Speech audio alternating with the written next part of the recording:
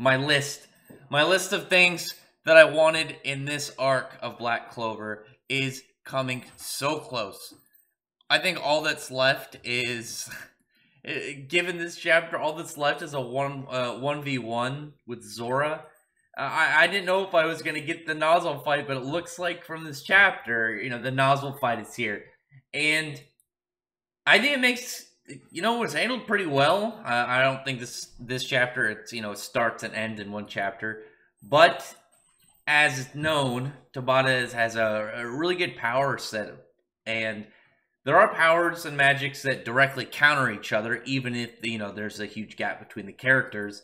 And we know that, obviously, from back in the in that cave arc, that even though Gosh was way weaker than Patri, mirrors reflect light, just the way that light naturally is, and it was able to get reflected, bounced off, and that's how things have kind of gone in this chapter. But this obviously started out, they got to have to deal with the fact that now this demon light or dark light or black light, whichever translation we're going with for Patri, powered up and used his ray of divine judgment. This time, obviously powered up as a dark elf.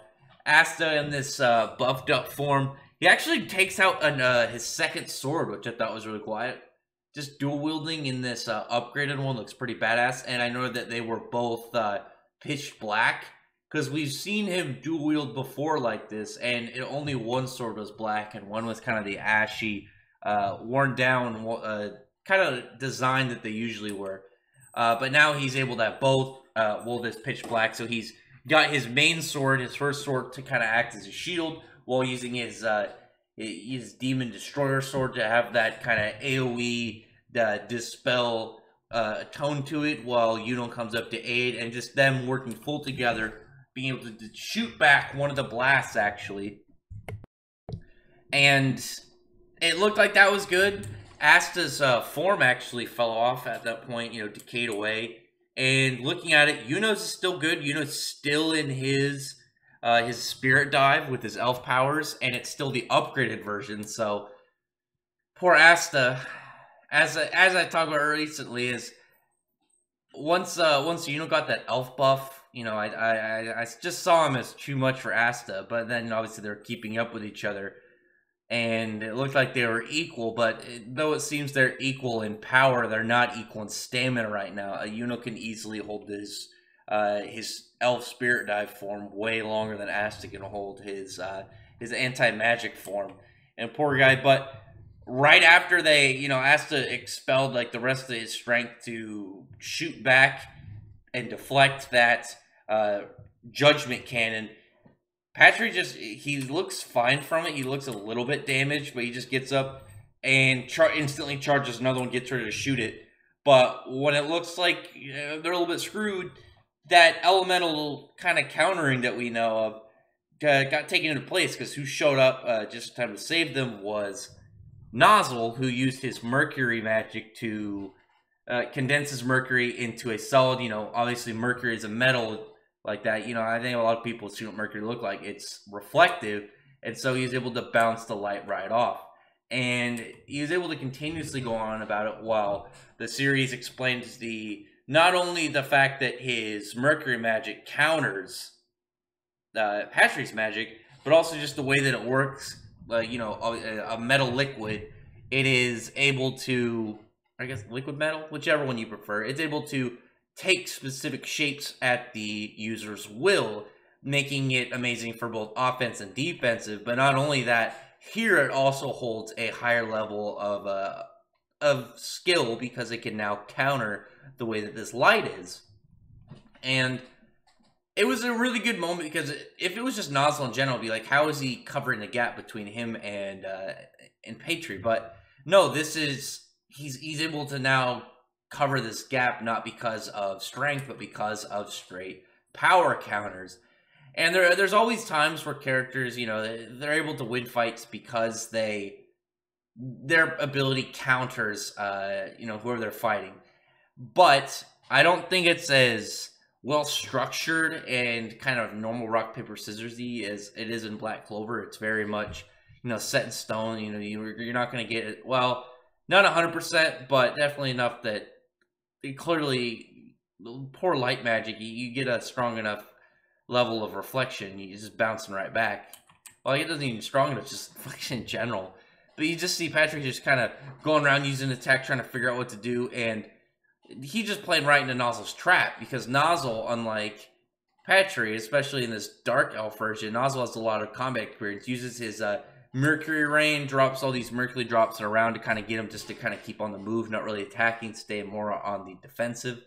And that was just according to his plan, because now he's got all his Mercury everywhere, and uses this sick attack, this beautiful looking attack, his Mercury Creation Silver Star of Execution. So I can only imagine what that would be like if it wasn't used in the manner that we see here. Because what it pretty much becomes is now anytime that Patry uses any of his light magic, it's just going to reflect off one of the surfaces and bounce back. And that's what he does after he uses one of his light swords. And all they do is they just ricochet constantly off and just keep hitting him. And just imagine what that'd be like if he wasn't using it for shields. You'd have just this dome of blades and arrows and all these different attacks just coming at you. And I thought that was pretty sick, because it also showed off just the level of Nozzle's planning. And God damn it set up the fact that he said that he also wants to be Magic Emperor. And there was an interview recently where Tabata clearly, well, someone was talking about, showed his love for Nozzle. So maybe it could be Nozzle. I still think it's going to be Fuego Leon, but Nozzle's definitely, one of the, I think, the most likely of the two, just given that that author love from him. But goddamn, it was a really quick paced chapter, but I think it set up a lot of really cool stuff, because it wasn't really, he showed up just in time. They already had the first blast that they were able to deflect, like he could have showed up then, but he shows up at the point of the second one, though they are in more danger at that point. You got this really cool, nice setup with him and showing off just general counter ways that magics can work.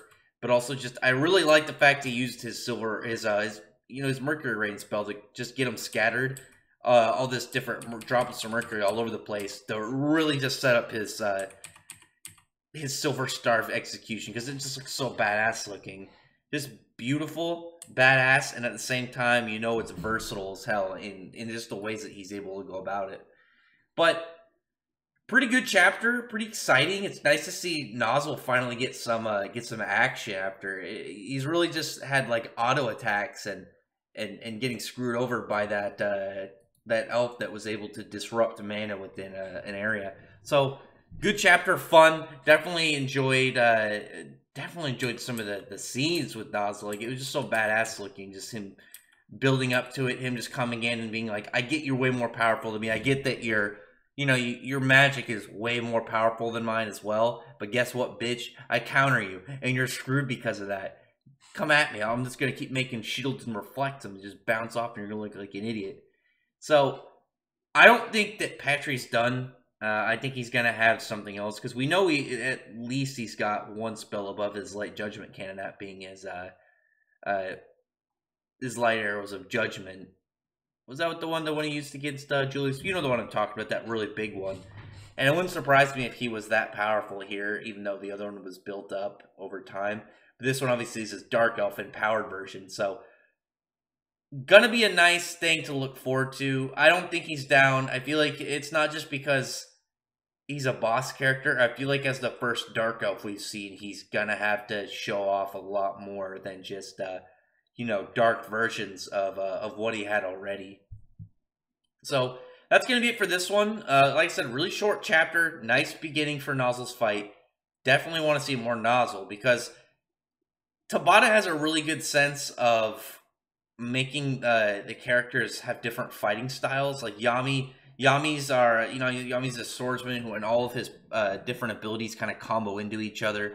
You have Marileona, who's just all about emphasizing her magic burning, melee combat style. And here we have Nozzle, who's all about the fact that his magic is shapeless. He's able to reconstruct it in various ways. That's what I can see the most devastating part about it. Is just the fact that he can easily use it to whatever really he feels like. It's kind of a lot like Maker Magic from Fairy Tale. It's just whatever your imagination and your strategic mind can come up with. That's pretty awesome.